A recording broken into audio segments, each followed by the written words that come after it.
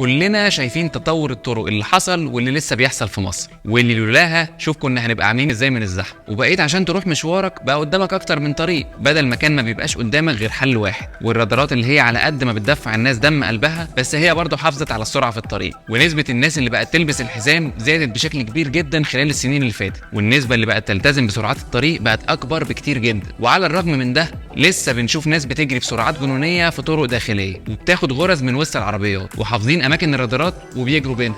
ولسه بنشوف عربيات نقل ماشيه على الشمال، وناس بتجري وتتجاوز في اليمين، وناس تانية راكنه على الشمال. انا بقى عندي اقتراح ونفسي يوصل للسيد وزير الداخليه والسيد وزير النقل والمواصلات، ليه ما يبقاش في مرور سري ماشي على الطرق، خصوصا في الطرق الحيويه زي بره وزي دول الخليج؟ لان السلوك الغلط بتاع الناس ده مش هيتعدل غير بوجود رادع ووجود قوه تنفذ القانون. بره عشان القوانين دي تبدا تتطبق بقى في مرور سري، لو شافك بتاخد غرزه يوقفك، لو شافك ماشي في الشمال ودخلت يمين فجاه يوقفك، لو شافك ماشي براحتك على الشمال ومعطل الحاره الشمال يوقفك، لو شافك وعندك لمبه محروقه يوقفك. تخيل بقى يا مؤمن تبقى لمبتك كلها شغاله وانت ماشي بالليل طافي النور كله. انا شايف ان الاقتراح ده هيعدل جدا من سلوك المخالفين على الطرق، وهيخليك تسوق وانت مطمن، تطلع الطريق تاخد حارتك توصل مشوارك من غير زعيق ووجع دماغ.